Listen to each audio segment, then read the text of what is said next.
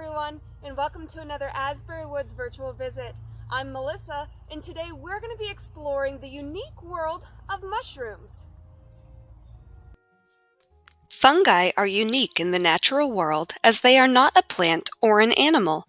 Fungi include mushrooms, molds, and yeasts. Unlike plants, mushrooms do not require sunlight to make energy for themselves. Instead, they get nutrition from breaking down and digesting non-living organic matter like logs and leaves. Mushrooms are amazing decomposers in the natural world. You can see them growing all up and down this tree trunk next to me. This tree isn't alive anymore, and the mushrooms are working on slowly decomposing the wood material left behind. There is much more to fungus than we see above ground. Mushrooms are known as the fruiting body of a fungus, much like an apple that grows on a tree. It's the apple's job to help the tree reproduce by spreading seeds. Mushrooms are the part of the fungus that reproduce, and if a mushroom is like an apple on a tree, then where is the rest of the fungus that the mushroom is growing from? Down under the dirt or deep inside a rotting log is the underground part of a mushroom that is called the mycelium. The mycelium is made up of many small, hair-like fibers that act similar to roots for plants. The job of the mycelium is to obtain the nutrients and water the fungus needs to survive. When the mycelium is healthy and strong, it will send up mushrooms to the surface to reproduce. Mushrooms reproduce through spores that are spread by the air. With some species of mushrooms, these spores are stored under the cap in the slits or gills. Other mushrooms, like puffball mushrooms, release the spores when they are broken open.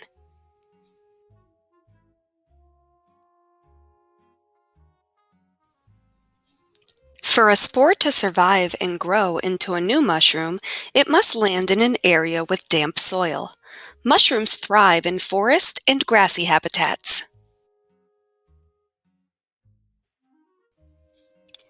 Once a mushroom begins to grow in an area, large colonies of the same type of mushroom may form. Sometimes a very large mycelium network will form underground that sends up multiple, if not sometimes thousands, of mushrooms.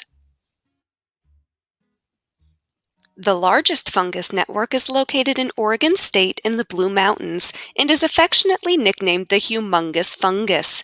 This fungus network covers an estimated 2,200 acres and is at least 2,400 years old. The honey mushrooms are seen for only a short time each year, but the mycelium below the surface lives on year-round.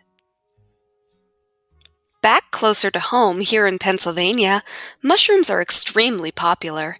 In fact, Pennsylvania commercially grows 68% of the mushrooms in the United States used as food products. There are over 200,000 wild species of mushrooms in Pennsylvania, with new species still being discovered. Learning all of the specific species of mushrooms is difficult, but it's easy to learn about the basic types of mushrooms. Here are the types that you may find at Asbury Woods. Coral mushrooms come in many colors and resemble coral growing in the ocean.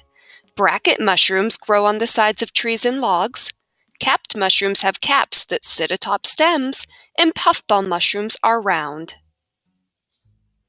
Exploring the trails at Asbury Woods and appreciating all of the different sizes, shapes, and colors of mushrooms is a fun way to spend the day. Just remember, Asbury Woods does not allow harvesting, so please don't disturb the many interesting mushrooms that call our property home. Thanks for joining me for another Asbury Woods virtual visit. I hope you enjoyed getting to learn more about the unique and fascinating world of fungi. We'll see you soon.